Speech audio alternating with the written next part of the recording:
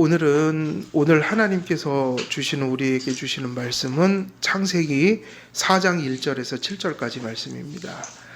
창세기 4장 1절에서 7절까지 말씀입니다. 우리 함께 교독하도록 하겠습니다. 1절에서 7절까지 교독하겠습니다. 아담이 그의 아내 하와와 동침하매 하와가 임신하여 가인을 낳고 이르되 내가 여호와로 말미암아 등남하였다 하니라.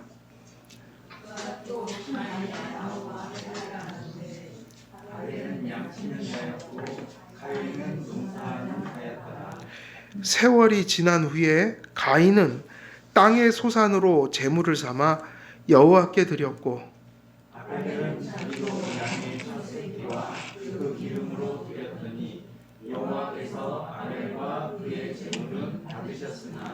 가인과 그의 제물은 받지 아니하신지라 가인이 몹시 분하여 안색이 변하니 여호와께서 가인에게 이르시되 내가 분하여 함은 어찌 됨이며 안색이 변함은 어찌 됨이냐 내가 선을 행하면 어찌 낯을 들지 못하겠느냐 선을 행하지 아니하면 죄가 문에 엎드렸느니라 죄가 너를 원하나 너는 죄를 다스릴지니라.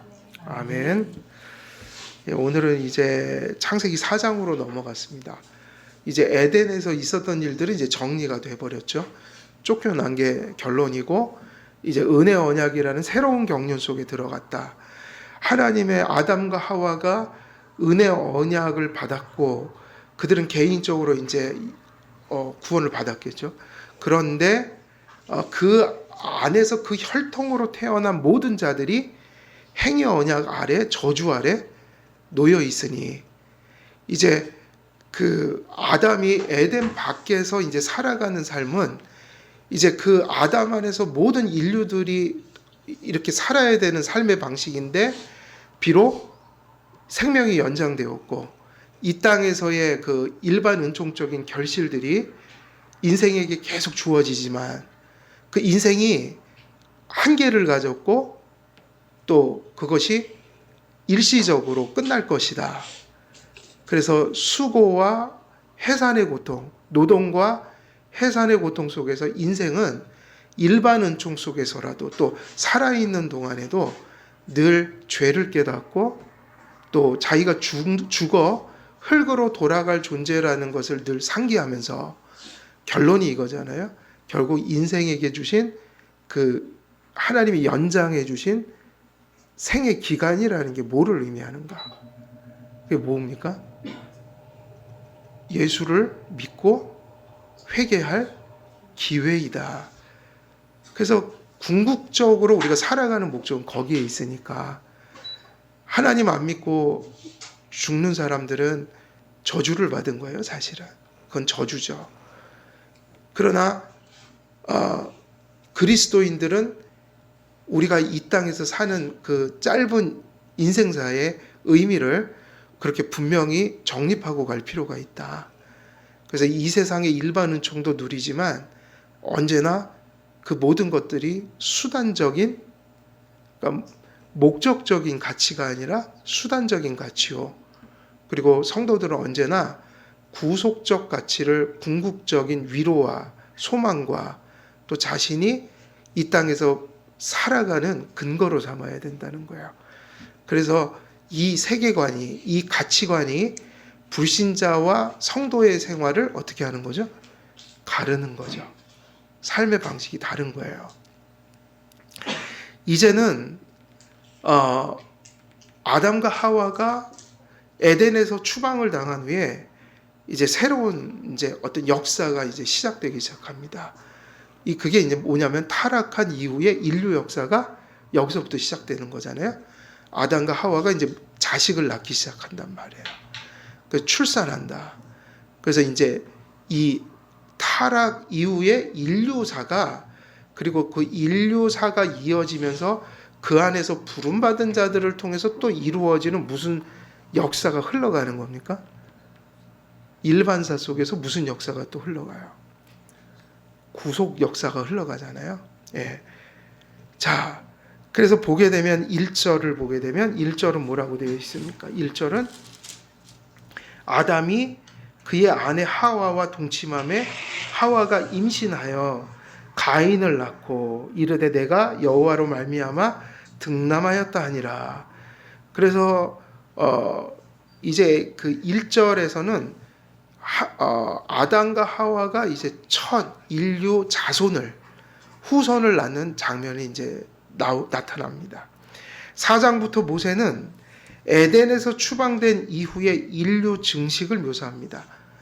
그래서 하나님이 타락 전에 이미 무슨 복을 주셨죠? 타락 전에 생육하고 번성하라. 창조 때의 하나님의 복, 이게 죄를 졌지만 죄에도 불구하고 폐지됐습니까? 안 폐지됐습니까? 폐지되지 않았어요. 달라진 것이 있다면 이 생육하고 번성하는 일이 아주 힘들게 된 거예요.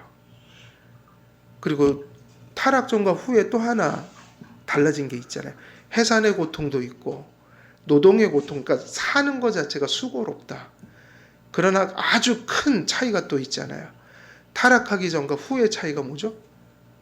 타락하기 전에는 자기가 흙에서 온 것만 생각하면 되었는데 타락한 이후에는 생육하고 번성하지만 항상 인생은 흙으로 돌아간다. 죽는다는 얘기예요. 그러니까 이 땅에서 삶은 잠시 유예되었다. 잠시 연장됐다. 그죠? 한 번에 하나님이 저주해버리지 않으시고 조금 더 살게 하셨다. 사실 그게 인생이라고요.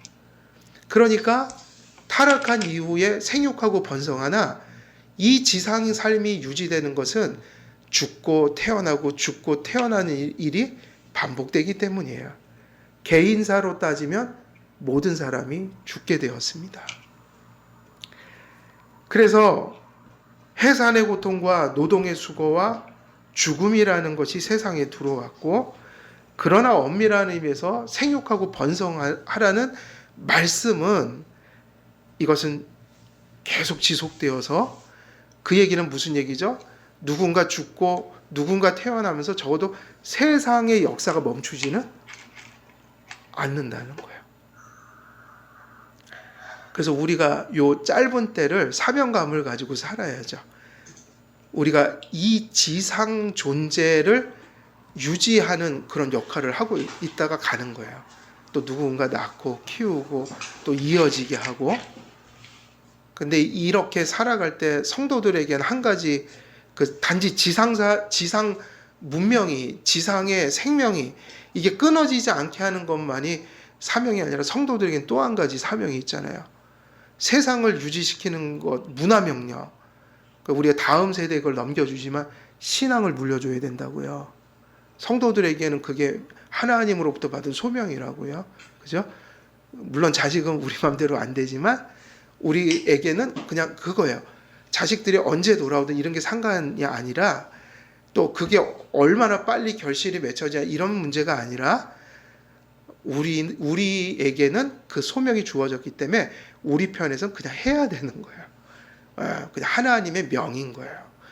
그리고 이제 하나님이 그러한 우리의 노력들을 통해서 이제 어떤 결실을 주시는 거죠, 사실은. 그래서 이러한 변화가 생겼습니다. 에덴 추방 후에도 여전히 인류는 생육하고 번성해서 온 땅을 충만케 하시려는 하나님의 뜻이 이어졌습니다. 인류가 생육하고 번성하여 땅에 충만하여. 근데 왜 생육하고 번성하라고 하셨을까요? 아까 첫째 답은 나왔죠. 계속 세상을 유지하신다는 얘기예요. 그러면 한 가지 질문이 있는 거예요.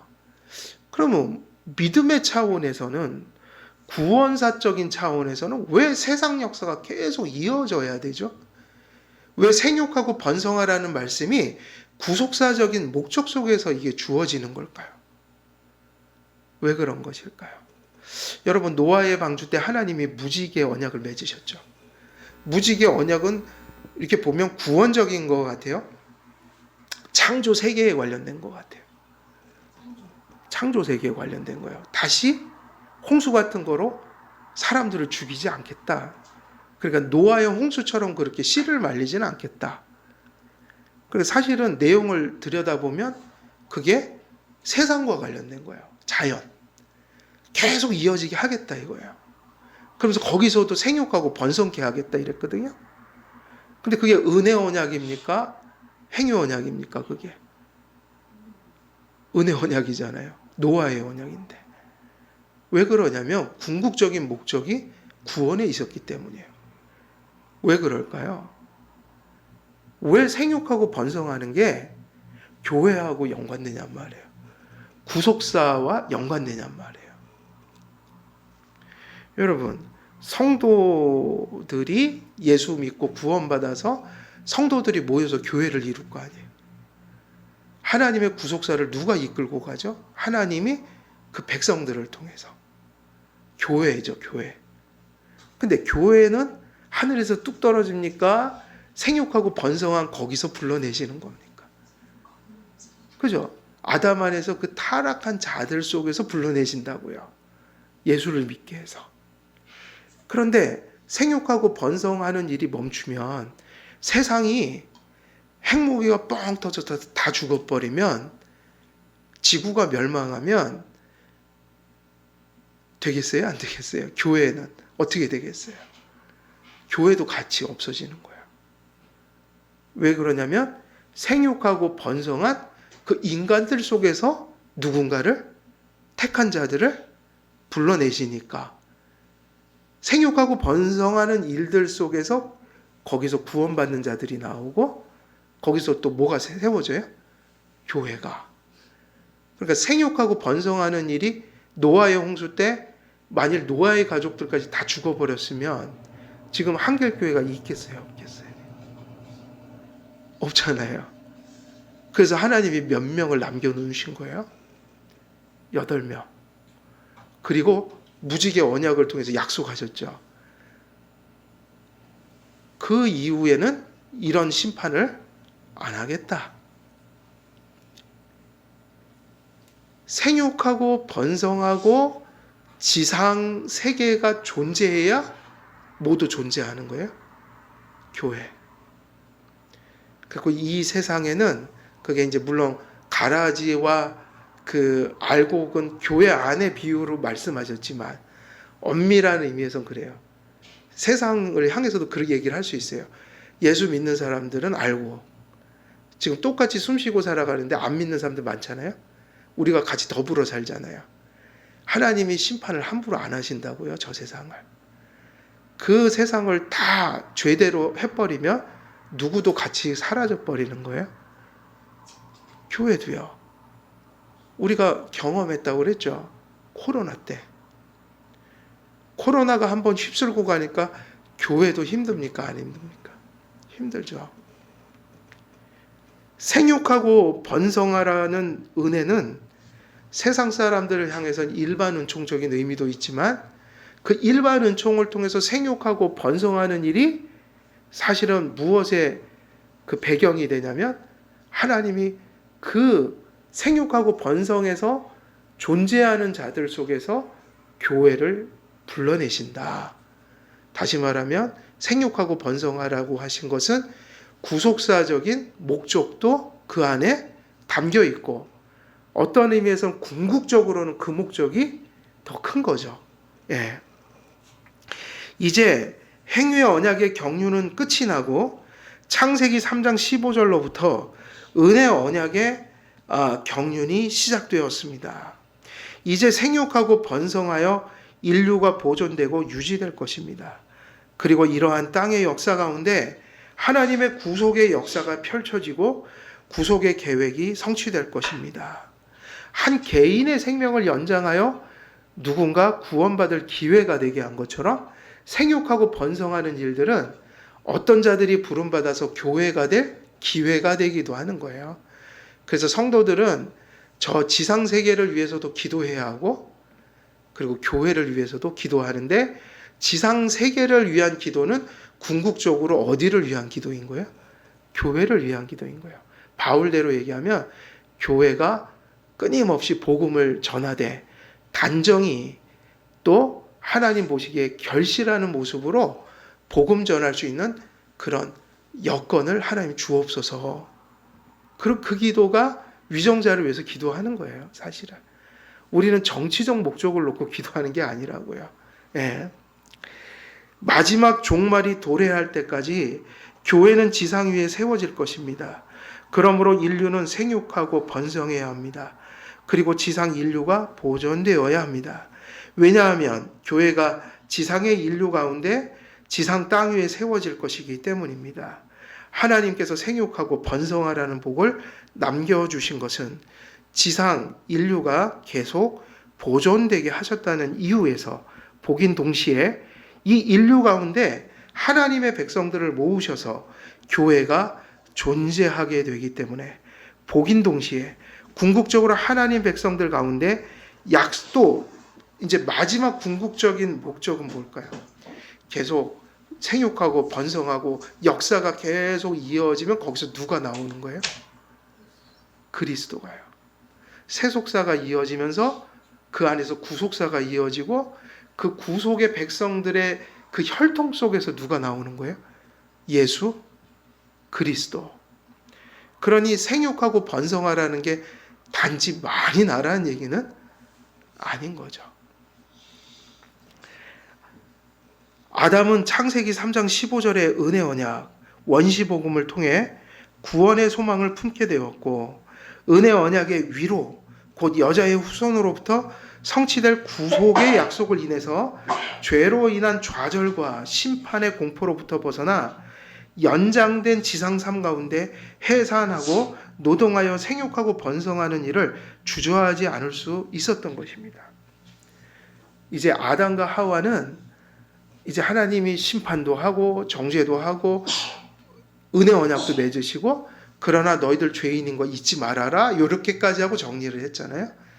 그리고 나서 무슨 용기를 얻어서 900년 동안 계속 노동하고 해산할 힘을 얻은 거예요. 그것은 은혜 언약 때문이에요. 약속.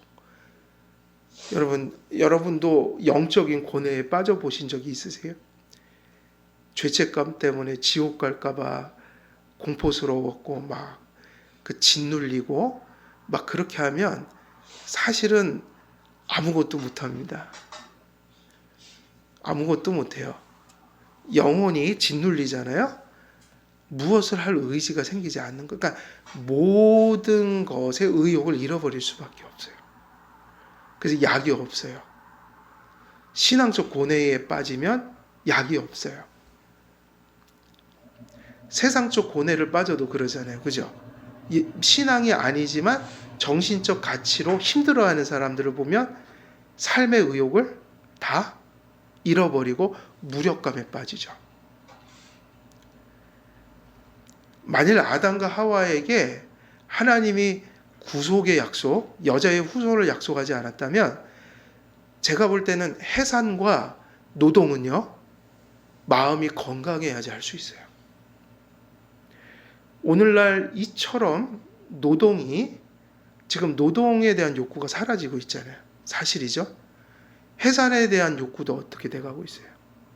많이 사라지고 있죠. 지금 현대인들의 정신적, 영적 건강은 좋지 않다는 얘기예요. 건강한 정신과 건강한 영혼은 해산하고 노동하는 일을 힘있게 할 수 있어요. 왜냐하면 명분과 목적이 뚜렷하기 때문이에요. 지금 제가 드렸던 인생의 의미를 알면 그 일들이 힘들어도 재밌단 말이에요. 힘들어도 가야 된다는 당위성을 갖게 된단 말이에요. 왜 이렇게 이 시대는 이런 부분이 이렇게 약화돼 버렸을까? 오늘날 왜 사람들은 아이를 낳고 싶은 욕구를 이렇게 잃어버릴까? 저는 그게 한편으로는 단지 경제적인 논리만은 아니라 우리들의 입장에서 보면 마음과 영혼이 그렇게 건강하지 못하다. 그 얘기는 뭐죠? 해산하고 노동할 이 힘을 많이 상실해버렸다. 어찌 보면 그 얘기는 무슨 얘기인가 이렇게 돌려 얘기할 수 있어요. 좌절 속에 살고 있는 게 아니냐는 거예요. 좌절함 속에, 어떤 무력감 속에.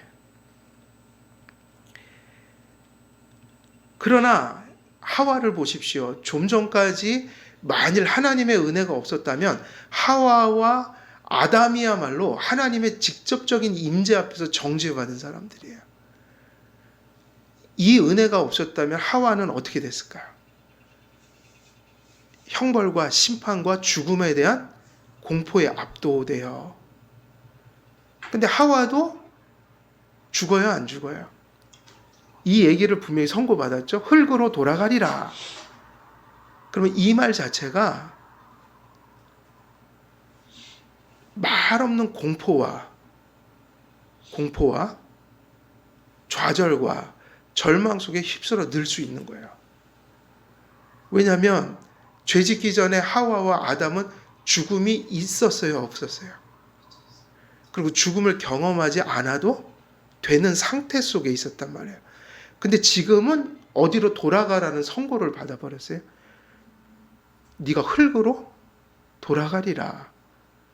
네가 정령 죽으리라. 그럼 이게 뭐냐면요, 이건 공포인 거예요. 근데 이런 공포 속에 사로잡히면 일하는 게 무슨 의미가 있나?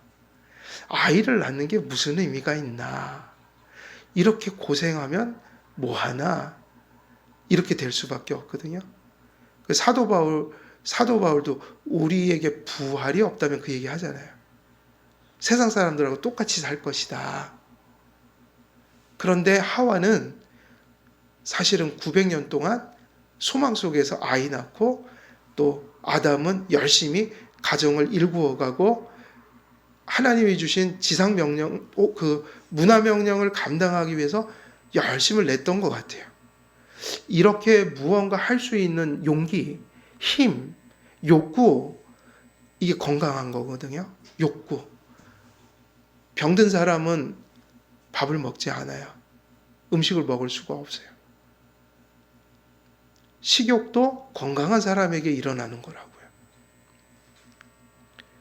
그럼 어떻게 죽음에도 불구하고 언젠가는 흙으로 돌아갈 텐데 이 말씀이 있음에도 불구하고 하와는 계속 애 낳고 또 아담은 노동하고 이 일을 계속 할 수 있었는가? 그들에게 뭐가 들어왔기 때문이에요? 믿음이요. 그들을 용서하고 에덴에서 그 타락한 상태로부터 생명 가운데 나아갈 수 있는 그 믿음, 그 믿음의 토대는 누구에게 있었냐면 바로 여자의 후손에게 있었다.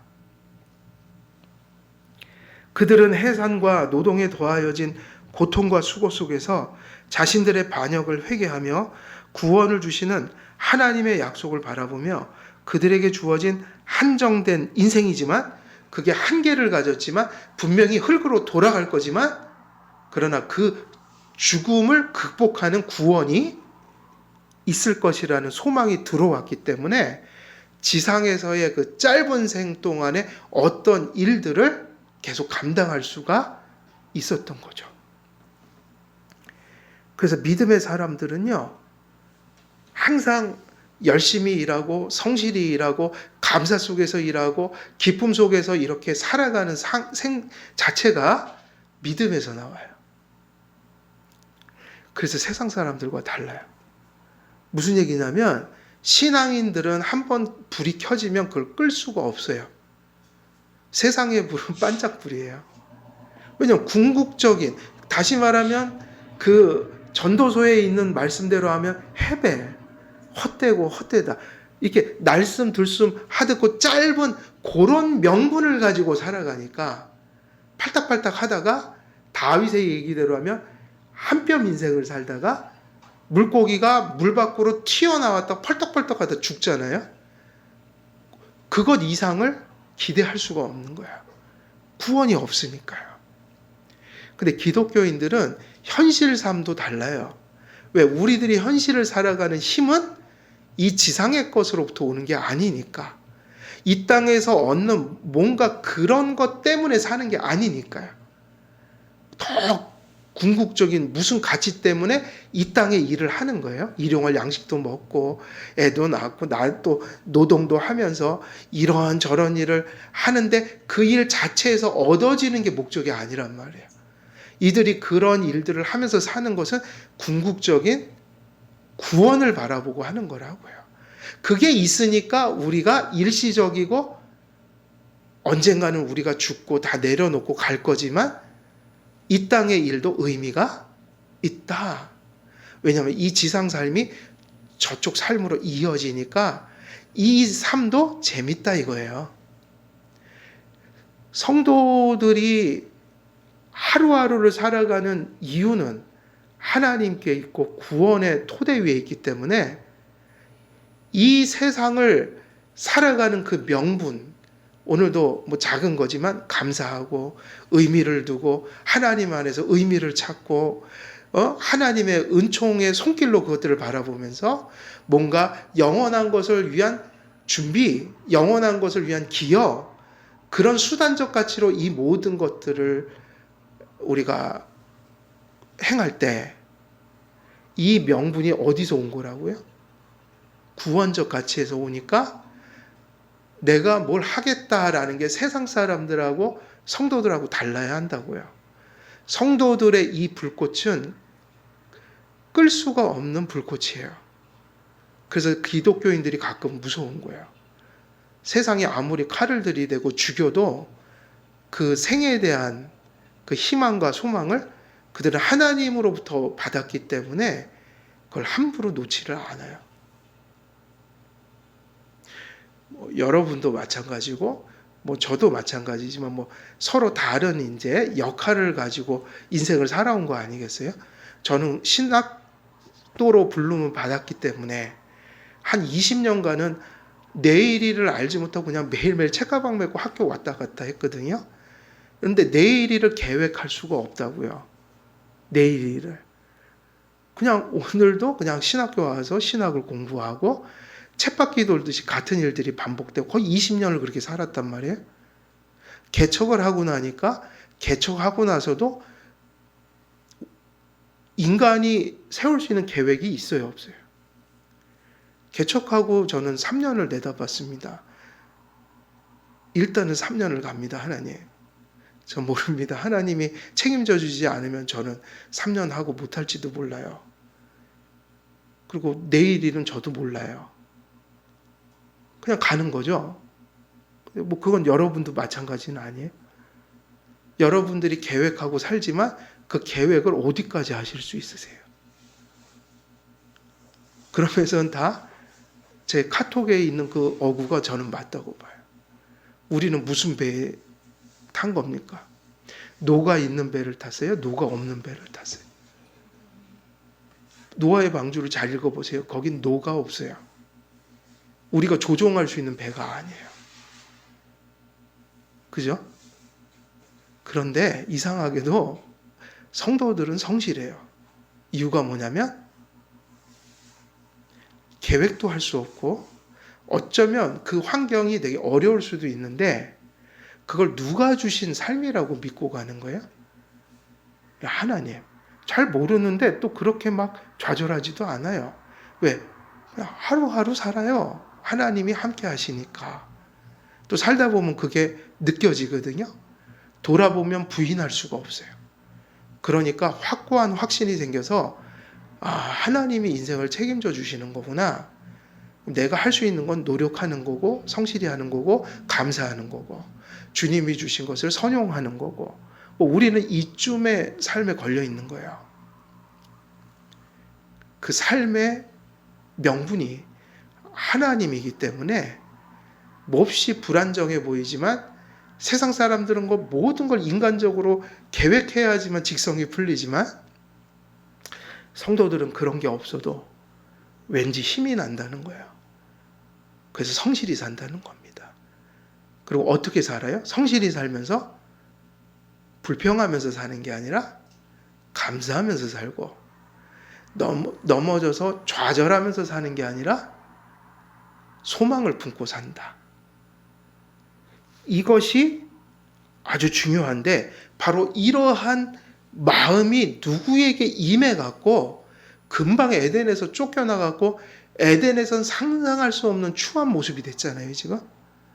그런데 아이를 낳고 노동을 하면서 그것도 우리는 100년 남짓한 삶을 사는데 이 사람들은 몇 년이나 살았어요.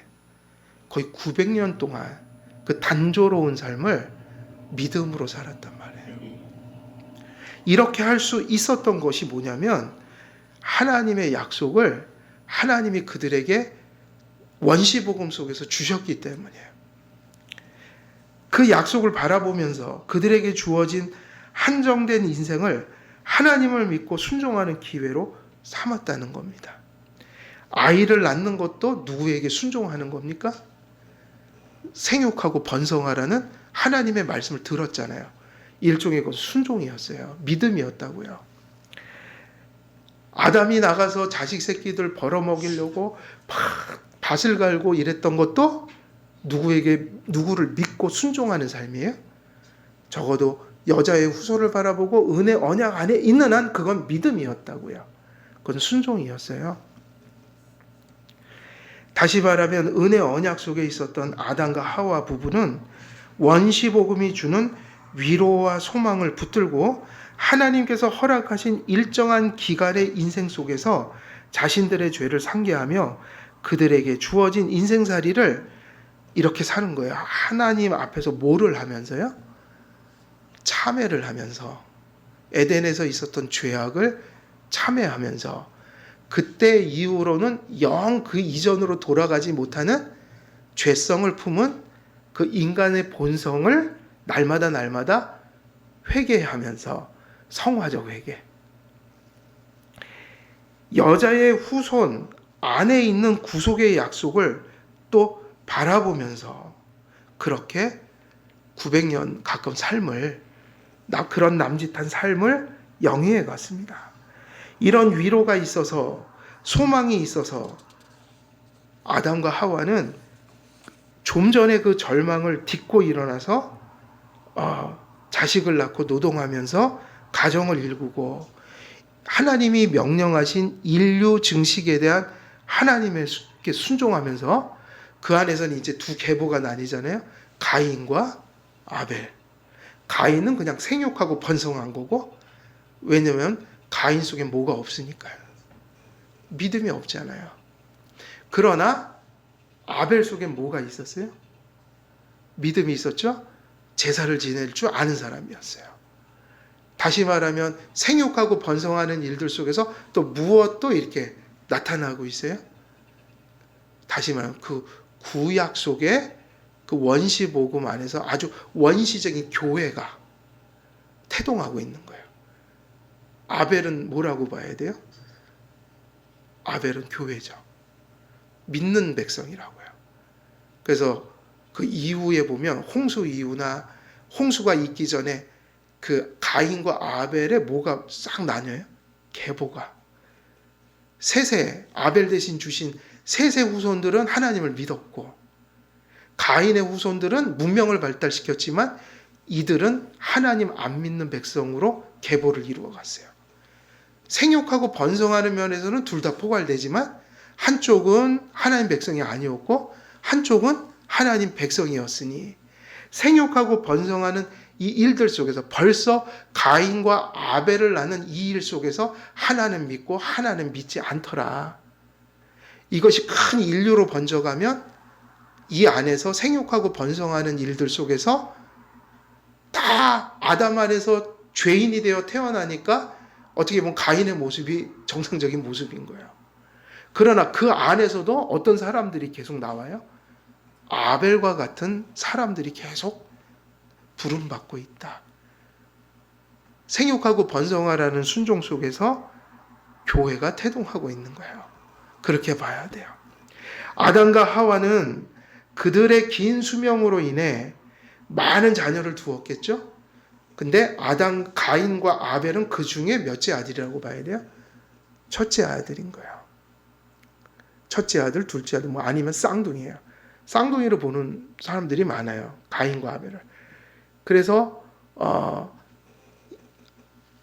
아담과 하와가 거의 900년 동안 자식을 많이 낳았을 거 아니에요. 그러면은 엄청난 많은 사람들이 생겼겠죠. 기하급수적으로 퍼졌을 거예요. 여러분 한 가정이 지금부터 우리가 예를 들면 여러분들이 한 12명만 아이를 낳잖아요. 그리고 한 100년만 지나면 몇 명 될 것 같아요? 한 200년 지나면 마을도 형성할 거래요. 그러니까 이 말이 맞는 거야. 그러니까는 그거 이렇게 볼 때 헷갈릴 필요 없어요. 가인이 살인 저지르고 했을 때는 이미 시간이 좀 지났죠. 성장하는 시간들이었죠.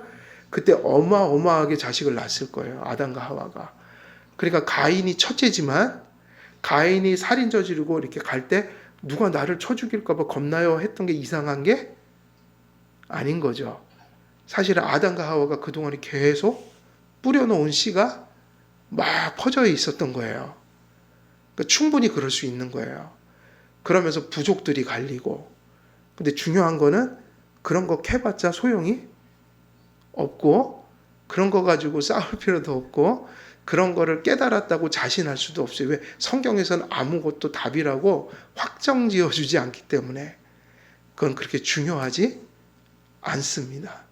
다만 가장 건전한 해석이 이렇다 이거예요. 그냥 그래도 건전한 해석이.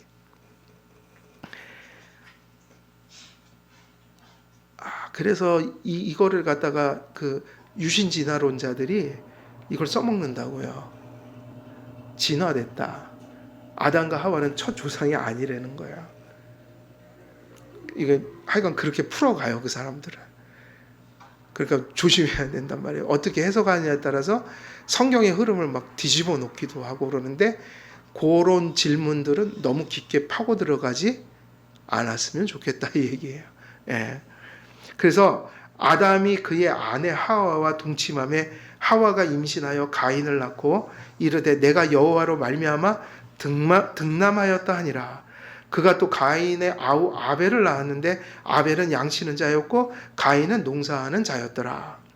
1, 2절을 보면 가인과 아벨은 칼비는 쌍둥이로 봐요. 그리고 다른 그 주석가들도 많이 그렇게 봅니다. 아마 메투엘리도 쌍둥이로 봤던 것 같아요. 내가 보기에는. 그러니까 가인과 아벨은 쌍둥이일 가능성이 많다. 왜 그럴까요? 왜냐하면 임신했다는 말은 한 번 나오는데 거기 앞에 나오죠. 아내 하와와 동침함에 하와가 임신하여 그랬죠. 동침하고 임신한 게 지금 몇 번 언급되어 있어요? 한 번이죠. 그런데 가인을 낳고 하면서 바로 이어지죠. 또 아벨을 낳고 하니까 동침한 것도 한 번이고 임신한 걸 한 번 언급하면서 낳는데 또 낳다면 이건 쌍둥이일 가능성이 높은 거죠. 그렇지 않으면 이걸 분리해서 얘기를 했을 거란 말이에요. 그렇게 얘기를 하지를 않았다. 그래서 왜냐하면 임신했다는 말은 한 번 나오는데 한 번의 임신으로 가인을 낳고 곧이어 아벨을 낳았다고 기록하고 있기 때문이다. 아담은 첫 자녀들로 가인과 아벨을 잉태하고 해산하고 이들이 자라 일어난 가인의 살인 사건으로 말미암아 다시 한번 아담이 인류에게 가져온 지독한 죄의 결과를 맛보는 계기가 되었습니다. 그래서 아담은 이 자식을 통해서 뭐를 절실하게 또 깨닫게 되는 겁니까? 자기의 죄를 또 돌아봐야 돼요. 나 때문에. 그러니까 이 가인의 원죄는 누구에게서 옮겨진 거예요? 자기죠. 어떻게 보면 우리야 멀리 있으니까 교리로 배우지만 이때 가슴이 더 아팠을 거예요. 이때는 그냥 직계자손이잖아요. 아담이 낳는데 형제가 형제를 죽이네. 그리고 인류 최초의 살인을 경험하니까 얼마나 충격을 받았겠어요. 그때 가인을 먼저 탓하기보다 먼저 자기 죄가 떠올랐겠죠. 그리고 그 인류가 아담 안에서 죄인 된다는 그 비참한 통렬함을 또 깨닫게 됐다.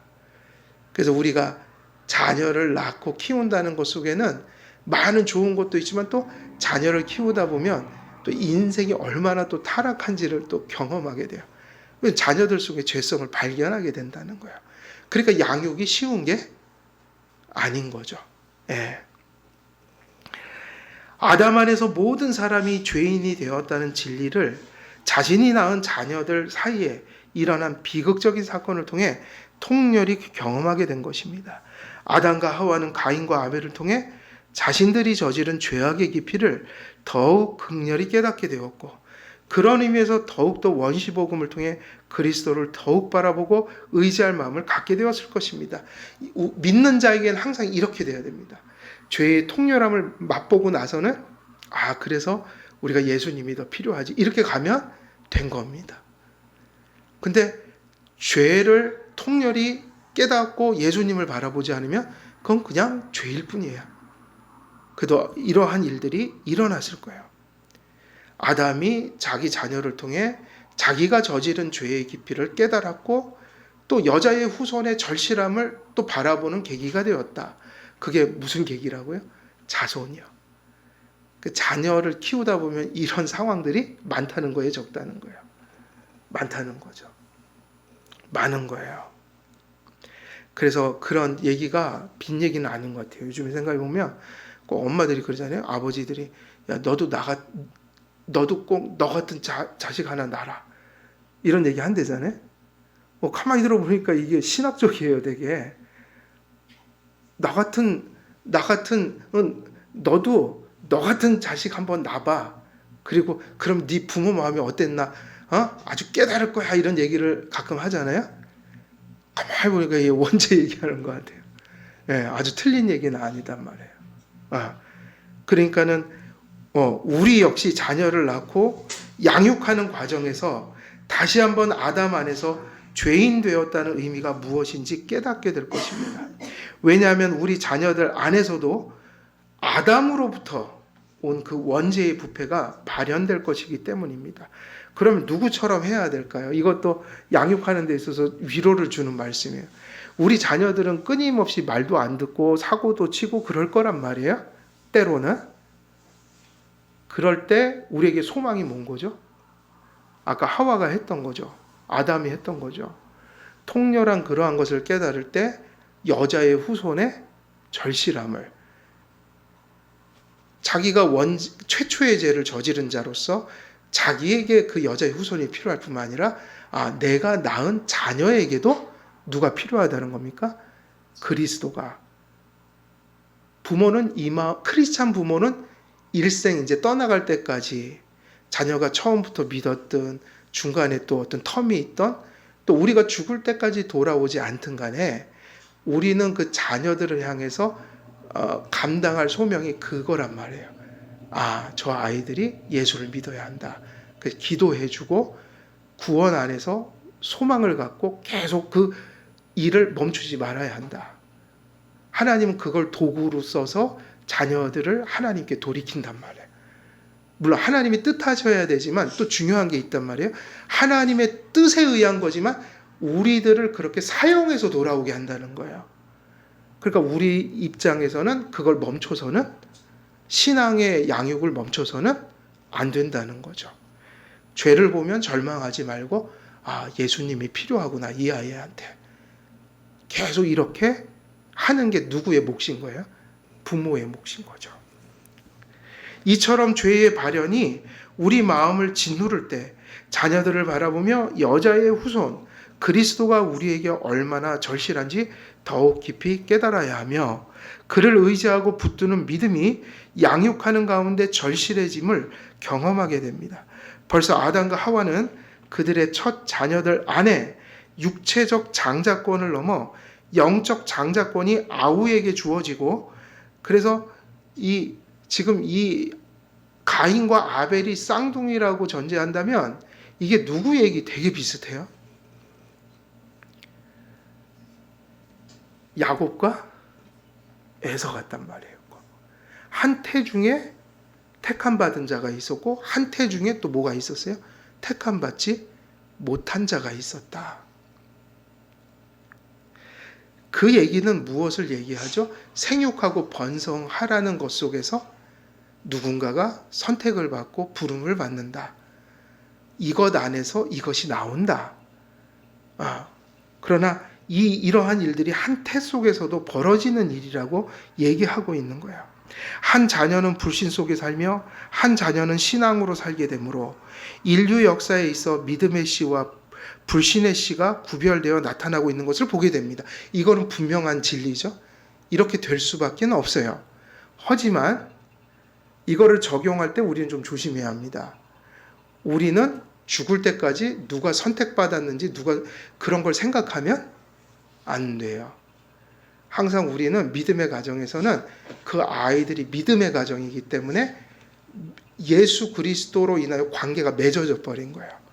그래서 믿지 않는 가정보다 훨씬 하나님의 부르심이 커요. 그러니까 우리들은 이것은 원리적이고 결과적인 얘기고, 그러니까 하나님 눈으로 볼 때 그게 있는 거죠. 그러나 우리는 그걸 알 수가 없으니까 부모의 도리는 언제나 그 아이들이 하나님이 택한 자녀처럼 그렇게 우리가 그 아이들을 주님께로 계도해야 한다. 그 우리의 몫이다. 우리는 죽을 때까지 그 희망을 버려서는 안 된다. 그게 우리가 살아있는 동안 그들의 부모로 우리를 세우신 하나님의 그 부르심이고 명분인 거예요. 우리가 부모로서 있는. 예, 그래서 뭐는 생각하지 말라는 거예요. 이거는 원리적인 거니까 결과적으로 그 생육하고 번성한 사람들 중에 교회가 나온다는 얘기를 하려고 제가 이 얘기를 했지만, 우리의 자녀들에 대해서는 선택 유무를 항상 믿음의 표로서만 확인하는 거니까, 지금 믿음을 나타내고 예를 들면 입교를 하고 이런 아이들은 확신을 갖는 거고, 그러나 아직 그런 믿음에 돌아오지 못한 아이들은 우리는 선택 유무를 생각해서는 돼야 안 돼요. 그죠? 죽을 때까지 기도하는 겁니다. 죽을 때까지 전도하는 거예요. 근데 실제로 보면 대부분이 돌아와요. 또 이게 너와 내 가정이 구원을 얻으리라는 약속이고 그 안에 약간의 예외가 있으니까, 모두가 크리스찬 가정에서 태어났다고 구원은 안 받지만 크리스찬 가정에서 자녀로 태어난 건 하나님의 큰 약속 속에 있다고 봐야 되고, 그 끝에 궁극을 알지 못하지만 우리가 할 일은 계속 믿음의 자녀로 양육하는 일이다. 요게 우리 몫이다. 이렇게 생각하면 이제 우리는 헷갈릴 게 없는 거예요. 자, 그래서 오늘은 여기까지 말씀을 전하고요. 다음 주에는 계속 이어지는 내용이 가인과 아벨에게 붙여진 이름이 있는데, 그 가인과 아벨이라는 이름을 왜 그렇게 붙여주었는지, 그렇게 이름을 지을 때 그 이름이 시사하는 바들이 많다. 그래서 가인과 아벨에게 붙여진 이름에 대해서 또 다음 주에 계속 이어서 말씀을 또 전하도록 하겠습니다. 오늘은 여기까지 말씀을 전하겠습니다. 제가 기도하고, 오늘은 이제 새가족 교육이 다 끝났기 때문에 기도 다 끝나고 제가 주님이 가르쳐 준 기도로 같이 기도로 하고 마치도록 하겠습니다. 제가 기도하겠습니다. 하나님 아버지, 오늘도 창세기 4장 1절에서 7절 말씀, 하나님의 말씀을 통하여서 타락 이후에 이제 은혜의 언약의 역사가 시작하는 시점에서 그 첫 인류의 후손들이 태어나는 그 사건들 속에서 어떤 의미가 그 안에서 흘러가고 있는지 함께 말씀을 나누었습니다. 오늘도 이 말씀 속에서 이런저런 하나님의 교훈들을 들었는데, 그 들은 교훈들이 또 가슴 속에 새겨지게 하시고 또 우리의 삶 속에 적용되게 하셔서 그 말씀이 귀한 열매를 맺는 하나님의 말씀이 될 수 있도록 주님 역사하여 주옵소서. 감사드리오며 우리 주 예수 그리스도의 이름으로 기도드리옵나이다. 아멘.